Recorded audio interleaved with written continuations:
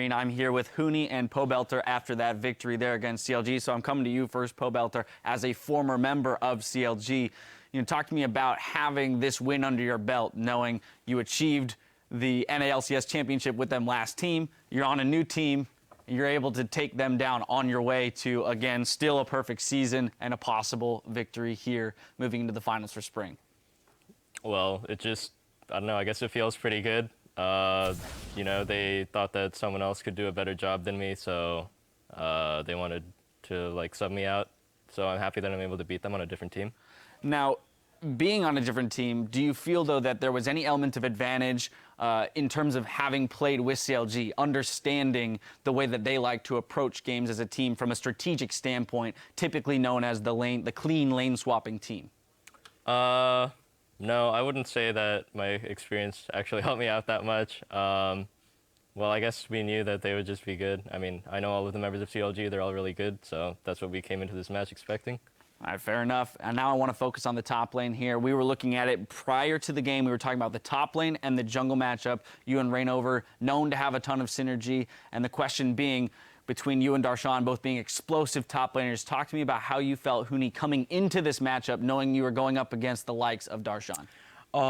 From this draft, we have really built a strong laning phase, and then we assumed that they're going to something lane swap or something was wrong. So I picked really safe pick, which means Cho'Gath is just farm and just hold my lane, and then has so much CC and peel for my AD carry. So I was just full trusting my AD carry, and then he just carry alone. This is the second time you've picked the Cho'Gath into a Rise, and it's worked out quite well for you. I want to touch on champion pools here. You've played 5 unique champions out of 7 games. Pobelter, 7 out of 7 unique champions for games.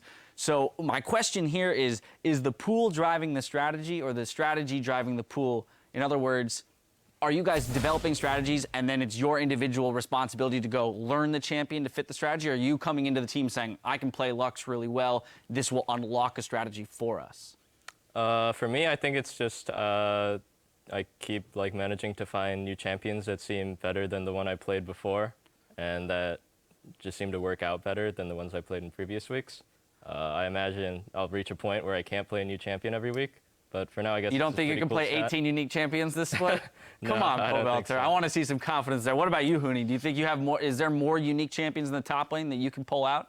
Definitely. I'm pretty sure there's a lot of champion, something random Heimerdinger, I would say. I would love to see that. Yeah, I would like to play as well on the competitive. It's so fun to play. And then there's so much changing patch note, so I have to every time when I play this champion, how is this matchup, or what is this what changed to this champion? So, for me, it's I'm just playing, and then everything is perfect fit our comp. So. Yeah, you guys, all the comps that you've built have seemed to work quite well. Here being the poke with the double heal, Nidalee, and Soraka.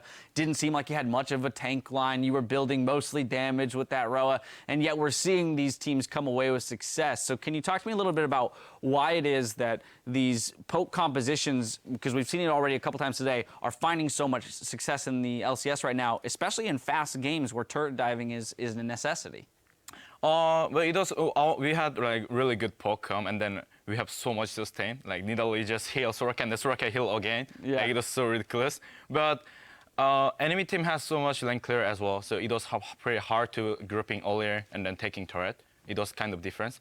But we just actually play around the object, and then we just peel for AD carry, because they have 2 AD carry, but they're I'm pretty sure they're weaker than our AD carry. So that's why we just peel. Late game, we just peel AD carry, and then we have so much CC. I think that's why we just take really easy win. Also contributed a little bit to the length of the game when you don't necessarily have the tools to initiate the dive and you're more of a sustained poke comp looking for that mistake. I want to get your point of view on that really interesting team fight we had, kind of messy team fight we had in the bot lane, where the 2 of you as solo laners were left up to kind of 2v4 the enemy team, and yet you were able to pull it mostly even in that team fight. How does the communication work between the 2 of you, knowing that you're up against 4 members of the enemy team? Is it calling out focus and cooldowns, or is it relying mostly on here's my my raw mechanical outplays with the flash binding that you had? Well, we had some problem in practice, I think, kind of rushing into fights and then just getting blown apart because we don't play patiently around our cooldowns. So we were focusing a lot playing this style of team comp with just waiting for our spells and CC and then going in. So I think a lot of that practice really paid off. Yeah, played around those cooldowns quite well. Final question, you're playing Liquid tomorrow. They're now 4-0 in their last 4 games. So on the next best hot streak in the North American LCS, Huni, I just want to get your thoughts on that roster and their evolution because they've improved quite rapidly from their start at the season. They have so much like roster, and then they really play well like during the practice. We actually thought that they're going to be really strong before any LCS start because we already like practice against them a lot, and then they actually play well. So I think it's going to be not easy game, but I would not say it's going to be hard. Okay, fair enough. We're going to sit somewhere in the middle there, but definitely high expectations out of that Team Liquid roster. Congratulations on the win and continuing this undefeated season so far. Thank you for taking a moment to talk to me in this interview. Coming up next, Echo Fox have their regular jungler back in the lineup, and we'll see how they perform against TSM in our 4th match of the day. You're watching the North American LCS.